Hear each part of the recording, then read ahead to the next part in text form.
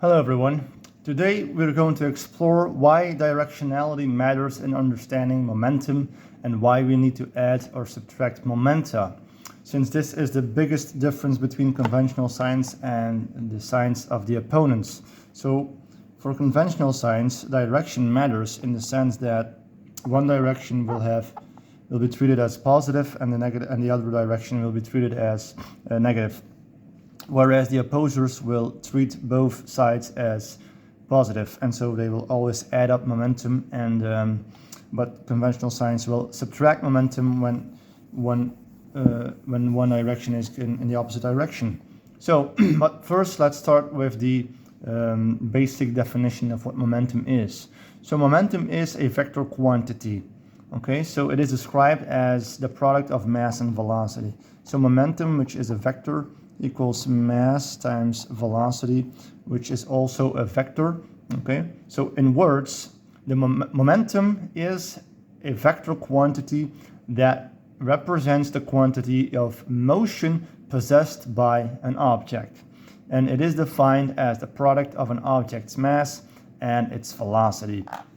Now, it is important to note that momentum is a vector quantity, meaning it has both magnitude and direction. And this direction is determined by the direction of the object's velocity.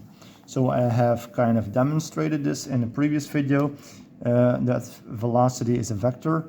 We have a person going in this direction at 5 meters per second, but this person is standing on a treadmill, and this treadmill is going in the opposite direction with the same velocity, also 5 meters per second. So what is the net velocity? 0, which means we have the velocities are cancelled out. We have subtracted the velocities, so direction does matter for velocity. This is super simple, okay, to understand. So next thing, vector addition. All right, this is important. Vector addition. Vector addition. So when objects with momentum collide or interact, their momenta are combined through vector addition. This involves adding the individual momentum vectors to obtain the total momentum vector. And the resulting momentum depends on both the magnitudes and directions of the individual momenta. Now, vector addition is essential for predicting the motion of objects after collisions or interactions. And now the most important statement that I'm going to make: the resulting momentum vector represents the combined motion of all the objects involved in the interaction. So let me repeat: the resulting momentum vector represents the combined motion, okay, the combined motion of all the objects involved in the interaction. So now let's take a look at an example. Let's say we have two billiard balls, and they're going to collide against one another. We have billiard ball A, which has a mass of 0.2 kilograms, and initially it is moving to the right with a velocity of 2 meters per second. Then we have billiard ball B with a mass of 0.3 kilograms, and initially it is moving to the left, okay, so in opposite directions, and it has a velocity of 1.5 meter per second. So now let's calculate the individual momentum. So the momentum of ball A equals mass times velocity, which is going to be 0.4 positive 0.4 kilograms times meters per second. And the momentum of billiard ball B will be negative 0.45 kilograms times meters per second. So now after the collision, after the interaction, the resulting momentum, okay, will be the combined momentum of these two. So to find the resulting momentum vector, we add the individual momentum vectors. So we have positive 0.4 plus negative 0.45, and that equals, so P results, so the resulting momentum vector will equal minus 0.05 kilograms times meter per second. So this is the resulting momentum vector, which means that after the interaction, all right, again, remember the important words. We treat this is the resulting vector is the combined motion of the two balls at the same time. So we treat this as one unified system, as one system.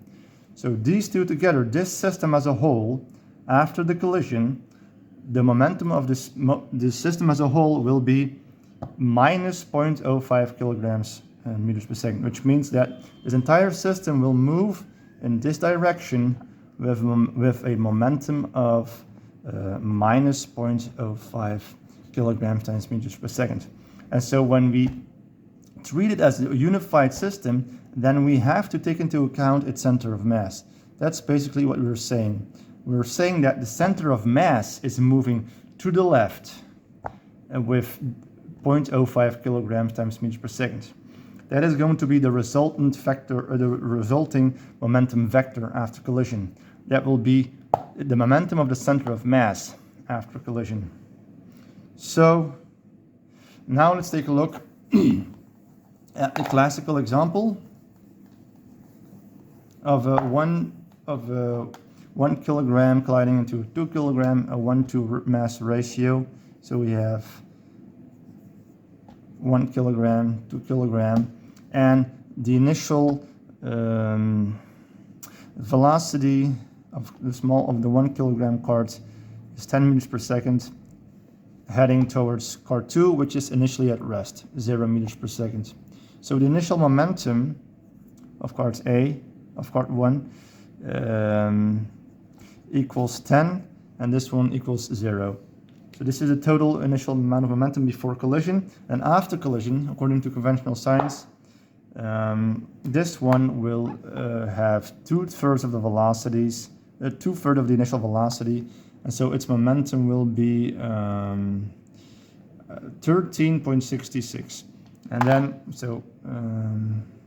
positive, and then so it's going to be after collision, this one will go in that direction, and after collision, the small cart will go in the opposite direction. It will reflect with 1/3 the initial velocity, and so its momentum will be minus 3.66. So it is important to understand that we have to treat this as one system, as one unified system. Okay, so when we refer to the combined motion of the two objects at the same time, that's important to understand. So once again, the resulting momentum vector represents the combined motion of all the objects involved in the interaction. So when we refer to the combined motion of this cart and this cart, right, we are essentially treating the two carts as one unified system during the collision. Okay, so this approach allows us to simplify the analysis and focus on the overall motion of the system. And in this context, we often consider the center of mass. Okay, so it has a center of mass once again. We consider the center of mass, which is a point that represents the average position of all the masses in the system. Center of mass can be thought of as the point around which the system's mass is evenly distributed. Okay, so now during the collision, the momentum of the system is conserved, meaning that the total momentum before the collision is equal to the total momentum after the collision. Okay, and by considering the motion of the system's center of mass, so the center of mass also has a motion, okay, we can analyze how the system moves as a whole, taking into account the interactions between its constituent parts, in this case cart 1 and cart 2. So when we talk about the combined motion, or the resulting momentum, so P result, right? We are indeed looking at the system from the perspective of the center of mass and considering how the momentum of the entire system changes due to the interaction between the individual objects. So, which means that from the perspective of the center of mass, okay, this whole system is moving to this side with a quantity of motion of 13.66, but at the same time also to this side with a quantity of motion of 3.66. So they must cancel each other out, because it's the same like the person standing on the treadmill, okay, going in this direction, but at the same time going in the opposite direction because the treadmill is pulling him backwards once again. So the velocity cancels out. The same with momentum. They cancel out. Okay?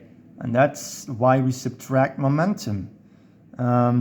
Because the quantity of motion, it has a quantity of motion in this direction, but at the same time, the quantity of motion is going in the opposite direction. It has a certain quantity of motion in the opposite direction, but from the perspective of the center of mass. So in this case, 13.66 in this direction, but at the same time 3.66 in the opposite direction, right? So we have to subtract them, they cancel out, and that will result into 10, which is the same as the initial momentum before collision. So momentum is perfectly conserved here. However, for the opposers, the car 2 can only come out with half the velocity at best, or less than half the velocity in most cases. And in a realistic case, it will go less than half the velocity. So let's say, so the initial velocity of course 1 is 10 meters per second. And so after collision, this one will come out with, all right, less than half the velocity. So let's say 4 meters per second. And then this one will have to reflect with 2 meters per second to conserve the momentum. So the momentum of this one is 8 in this direction, and the momentum of this one is 2 in this direction. And so they will say it's all positive. When you add these together, it's 10. But again, when we treat this as one unified system, this means that the system, the center of mass, right? Center of mass is moving in that direction with, can you still see it? No, you can't see it. Hold on.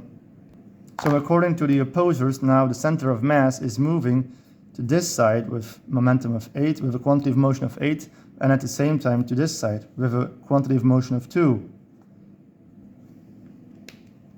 So how is it possible that those two do not cancel each other out? If you're going in this way and at the same time in the opposite way, how can you add those together? If you add those together, then it must be in one direction. Then the resultant vector quantity must be going in one direction if you're going to add those together, okay?